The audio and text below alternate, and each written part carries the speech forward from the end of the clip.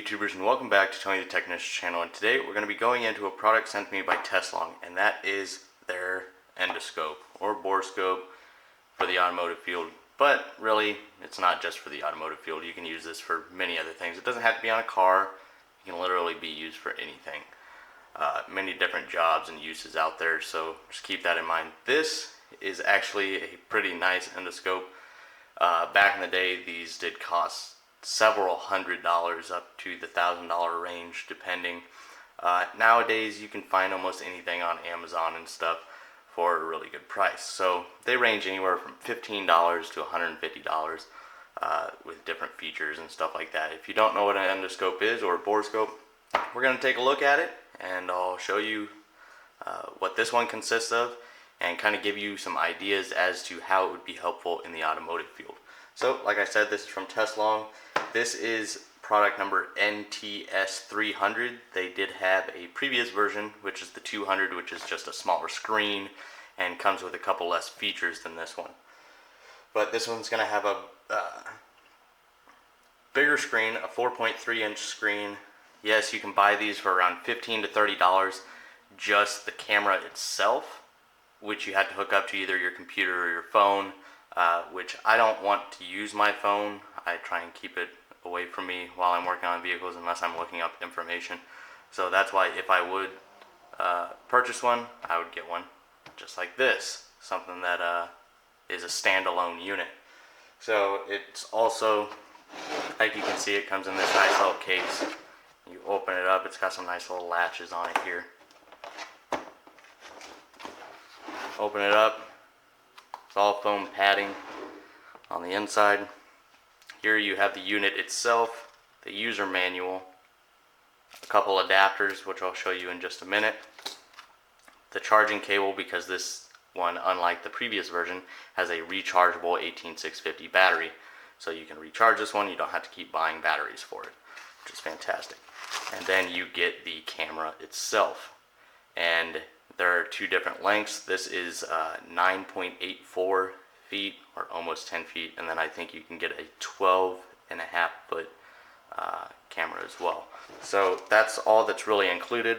I'll go ahead and get it out.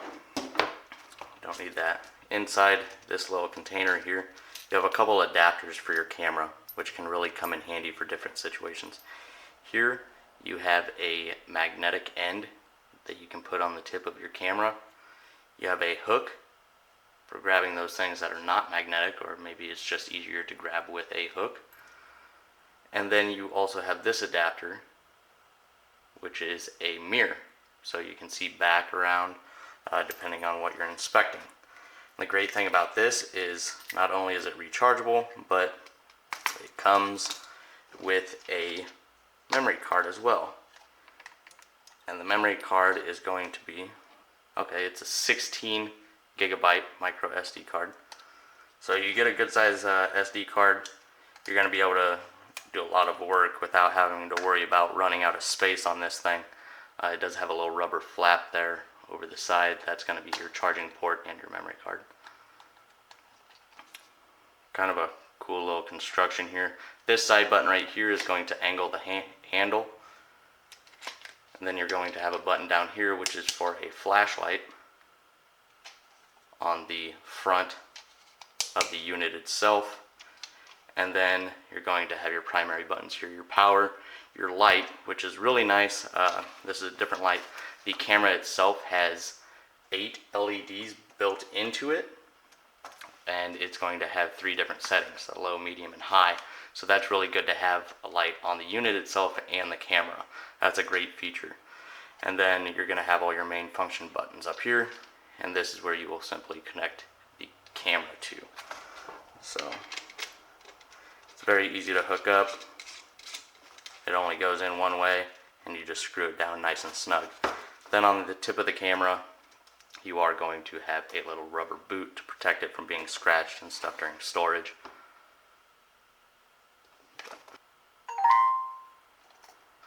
So here you're seeing whatever's in front of the camera. I just have it pointed forward.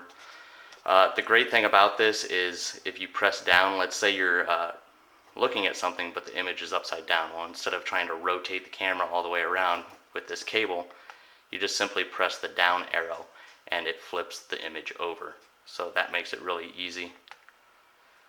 And then here, the mode button, here we're on camera, so you can take photos or you can record, and then you have your library. And then in the settings, you'll find all of the other information that you typically find. And then OK, if you press the left where it says OK, it freezes the image of whatever you're looking at. You're not taking a picture, but it freezes whatever you're looking at. And then the up and down is for zoom. You have a 2x zoom. And then over here is just to take photos or start recording. But that's really as simple as it is. It's a really nice unit. Just some other information.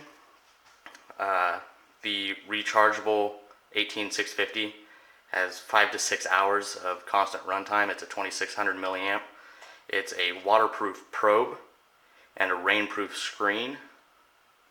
And then, like I said, you get an 18 gigabyte SD card. It's a semi-rigid cable, so it is very flexible, but whatever position you put it in, it will stay in that position. The LED lights on the device and the camera is very handy. I showed you the attachments, and the resolution of the screen itself on the unit is 480 by 272, but that's just the screen here.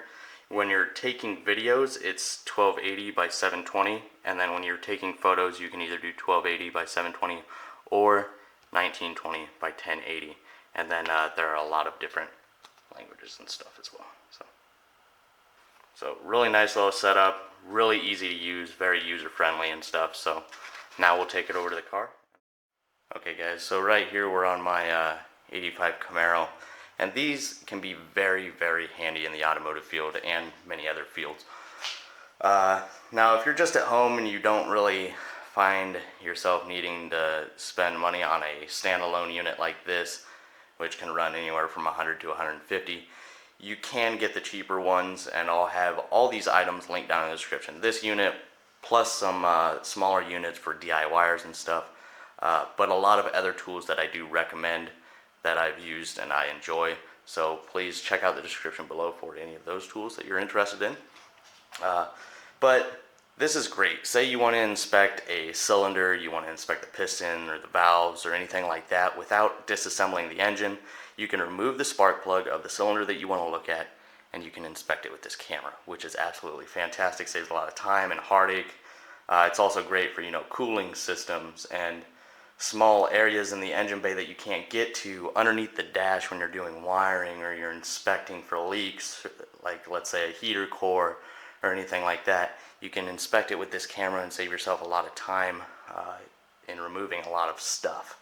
So right now I have the camera actually running down the distributor hole, and right now you can't see anything, but like I stated, you have this light button not just for the unit but for the camera. It's got 8 LEDs on the tip of the camera. So you turn that on, and right here you can see my lifters and push rods. That's not coming out well on the camera, but it looks really good on this screen. Level 2 looks okay through the camera.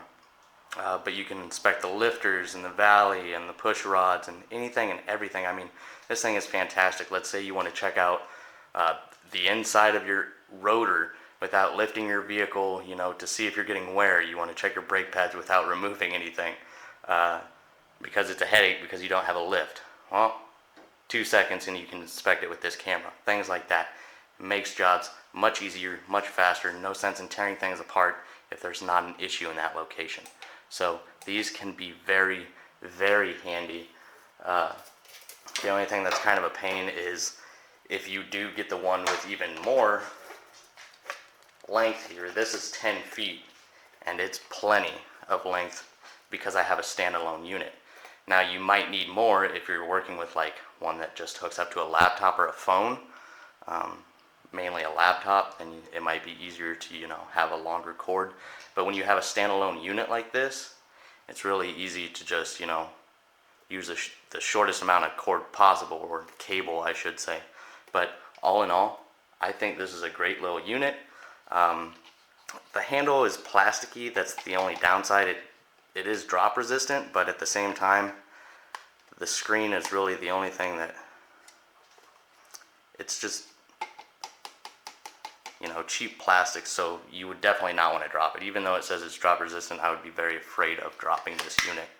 But other than that, I think it's built very well. It's a very clear image. I already told you the resolution and stuff. So please let me know your guys' thoughts, and if you enjoyed, please hit that thumbs up. Leave a comment down below of what your guys' thoughts are, or if you have another one that you suggest. And as always, if you're not a subscriber, please subscribe.